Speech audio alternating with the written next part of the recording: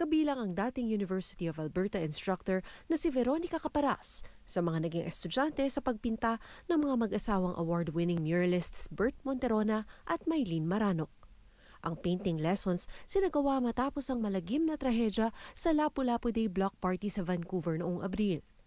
Makikita ang mga obra nila sa Healing Colors, Undas Art Exhibit ng Pansit o Philippine Artists Network for Community Integrative Transformation sa Sunset Community Center. Naging paraan daw ang sining para mailabas ang patuloy pa ring pagdadalamhati at pagproseso sa traumang iniwan ng pangyayari. Nagbahagi rin ng kanilang obra ang ilang community leaders gaya ni Nora Angeles, Iri Maestro at Dayan Zapanta. Ongoing ang art exhibit hanggang ika-7 ng Nobyembre. Samantala, besperas ng Halloween, nakiisa rin ang ilan sa mga pintor sa tula ng tiyanak sa Cross and Crows Bookstore. Isang munting salo-salo ng mga makatang tampok ng United Way at NPC3. Dito, binasa ng ilang bedroom poets ang kanilang mga akda.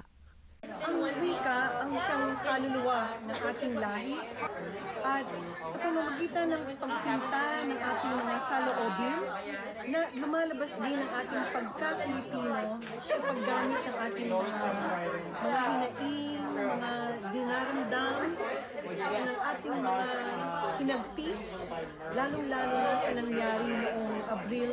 Photographer ng event si Calic Raya Tolentino, isa sa mga artists ng Pansit.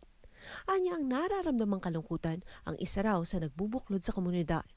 Lalo't marami raw tulad niya ang malayo sa pamilya, sakripisyong kinakailangan para sa pangarap na mas magandang oportunidad sa buhay.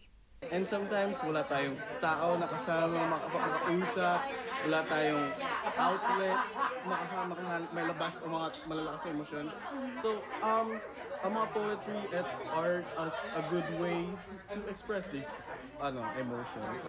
Ilan pang mga palaro ang isinagawa na umayon sa tema ngayong Halloween.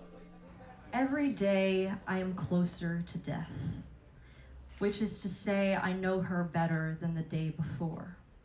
Wrinkles and peace I align with valleys scoring the sides of your mouth. Dahon ng papaya, yerbang anghelika, dikdikin, inumin,